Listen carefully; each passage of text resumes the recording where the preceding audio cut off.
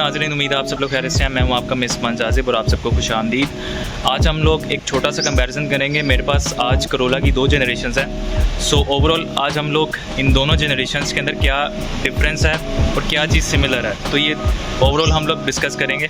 तो video start करने से पहले मेरे चैनल को सब्सक्राइब कर दीजिए, वीडियोस को लाइक एंड शेयर लाजमी करें और अपनी कीमती राय से मुझे आगाह कर सकते हैं कमेंट सेक्शन में, और मुझे इंस्टा और फेसबुक पे फॉलो करना मत भूलिएगा। तो आइए स्टार्ट करते हैं। सो आज हमारे पास छोटा करोला की ये दो जनरेशन हैं। हमारे लेफ़्ट के ऊपर जो है ये करोला की 9th जनरेशन है और ये E120 सीरीज़ से है, जबकि राइट के ऊपर हमारे पास ये करोला की 10th जनरेशन है और ये E140 सीरीज़ से है।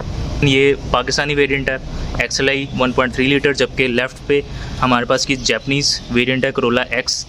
और इस गाड़ी के अंदर पाकिस्तान के अंदर 2002 से 2008 तक एक जो लोकल वेरिएंट आता रहा है उसके अंदर, और इस गाड़ी के अंदर सिर्फ लुक्स का ओवरऑल डिफरेंस था फ्रंट और रेयर से, बाकी ऑलमोस्ट ये दोनों गाड़ियाँ सेम थी।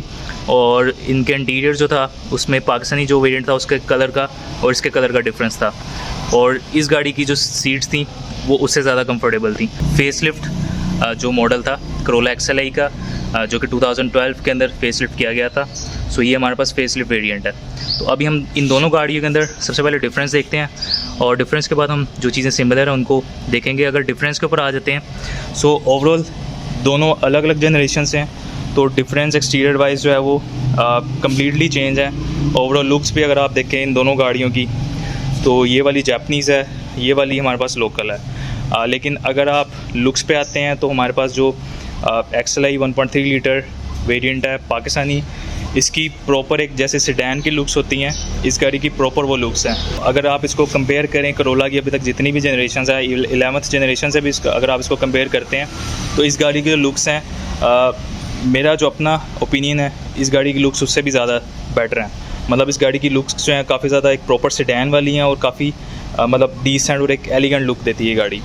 सो अब एक्सटीरियर भी कर लें, इवन का इंटीरियर भी इन दोनों गाड़ियों में देखें, तो इस गाड़ी का जो इंटीरियर है वो 9th जनरेशन से ज़्यादा डिसेंट है और ज़्यादा एलिगेंट है। इवन के इस गाड़ी का इंटीरियर मुझे जो 11th जनरेशन है करोला की उससे भी ज़्यादा जो है अच्छा लगता है और डिसेंट लगता है। ओके, इन दोनों गाड़ियों के अंदर अगर हम सिमिलैरिटीज़ देखें, इन दोनों गाड़ियों में कॉमन क्या है, तो इन दोनों गाड़ियों के अंदर 15 इंचज़ के अंदर आपको सिंपल स्टील के व्हील्स मिलते हैं विद कप्स।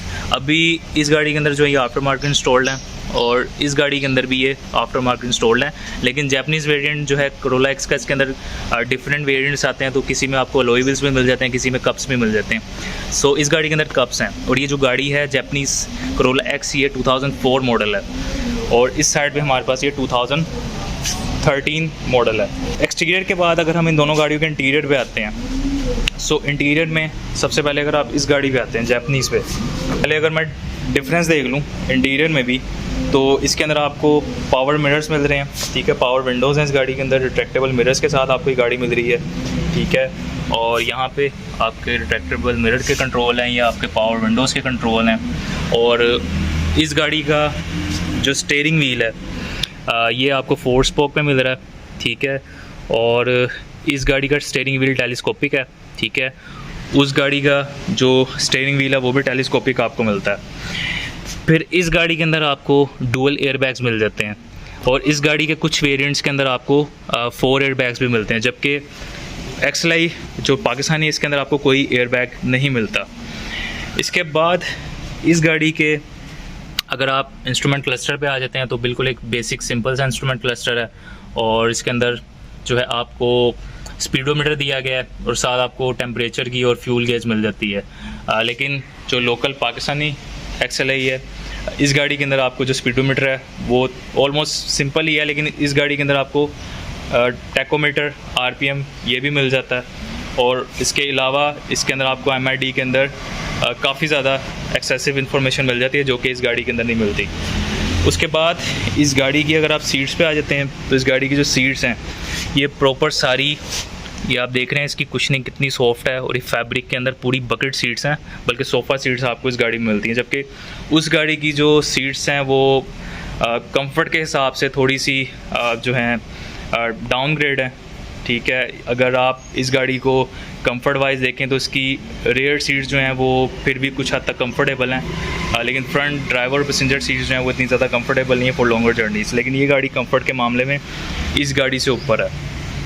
इसके बाद इस गाड़ी के अंदर आपको वैसे इस गाड़ी के अंदर ये जो इंफोटेनमेंट सिस्टम है ये आफ्टर मार्केट इंस्टॉल्ड है, और लेकिन इसके अंदर फिर भी जो जैपनीज़ करोला होती है इसके अंदर आपको इंफोटेनमेंट सिस्टम मिल जाता है हेड यूनिट, जबकि उस गाड़ी के अंदर एक सिंपल सा ऑडियो आपको यूनिट मिलता है। और इस गाड़ी के अंदर आपको रिवर्स कैमरा भी मिल जाता है, जबकि उस गाड़ी में आपको रिवर्स कैमरा भी नहीं मिलता। इसके बाद इस गाड़ी के ओवरऑल इंटीरियर को आप देखें तो सबसे मेन चीज़ है बिल्ड क्वालिटी की। अभी मैं अगर इस गाड़ी की ओवरऑल अगर आप इसकी बिल्ड क्वालिटी देखें, ये 2004 की गाड़ी है और अभी तक इसकी इंटीरियर आप सारा देखें और पूरा नीट एंड क्लीन है, और मतलब आपको प्रॉपर पता चलता है कि इस गाड़ी की बिल्ड क्वालिटी जो है वो आपको नज़र आ रही है।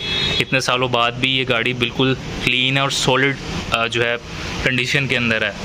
और जबकि उस गाड़ी की जो बिल्ड क्वालिटी है as compare to local Pakistani cars, इस गाड़ी की बिल्ड क्वालिटी बेहतर है, लेकिन as compare to Japanese car अभी जो है बारिश भी हो रही है और मैं अभी बारिश में वीडियो बना रहा हूँ, तो बस तेज़ ना हो जाए बारिश। कोशिश करता हूँ जल्द से जल्द इसको वाइंड अप कर लूँ वीडियो को। अभी थोड़ी सी हल्की हुई भी है। ओके, तो अभी हम 1 मिनट इसको पहले हम अनलॉक कर लें। ओके,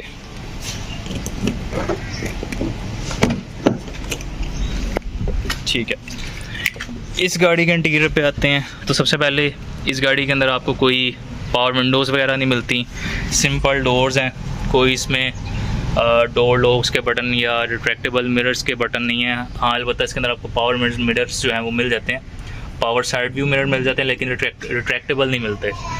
और उसके बाद स्टीयरिंग व्हील इसका 3 स्पोक है, उसका 4 स्पोक है। फिर इस गाड़ी में कोई एयर बैग नहीं है, ठीक है। और हेड यूनिट तो खैर इसके अंदर ये आफ्टर मार्केट इंस्टॉल्ड है। और ये इस गाड़ी का इंस्ट्रूमेंट क्लस्टर है जो कि जैपनीज़ गाड़ी से काफ़ी बेहतर है, इसमें आपको काफ़ी ज़्यादा एक्सेसिव इन्फॉर्मेशन मिल जाती है। बाकी ओवरऑल इस गाड़ी का इंटीरियर देखें, सीट्स देखें तो सिंपल सीट्स हैं, सॉफ्ट हैं, लेकिन प्रॉपर जैसे बकेट स्टाइल सीट्स होती हैं उस तरह नहीं है, सिंपल सीट्स हैं। तो इतनी ज़्यादा मतलब कंफर्टेबल हैं, लेकिन इतनी ज़्यादा कंफर्टेबल नहीं है। सो ओवरऑल अगर हम इन दोनों गाड़ियों का कंपैरिजन करें तो इन दोनों गाड़ियों के अंदर डिफरेंस तो खैर काफ़ी ज़्यादा है, और उसका रीज़न ये भी है कि दोनों गाड़ियाँ जो हैं वो अलग जनरेशन से हैं, तो डिफरेंस डेफिनेटली लुक्स में भी आएगा, इंटीरियर हो चाहे एक्सटीरियर हो। लेकिन इन दोनों गाड़ियों के अंदर सिमिलैरिटीज़ क्या क्या हैं, उससे पहले अगर आप इन दोनों गाड़ियों की बिल्ड क्वालिटी देखते हैं तो जैपनीज़ गाड़ियों की बिल्ड क्वालिटी हमेशा सॉलिड होती है as compare to Pakistani local cars.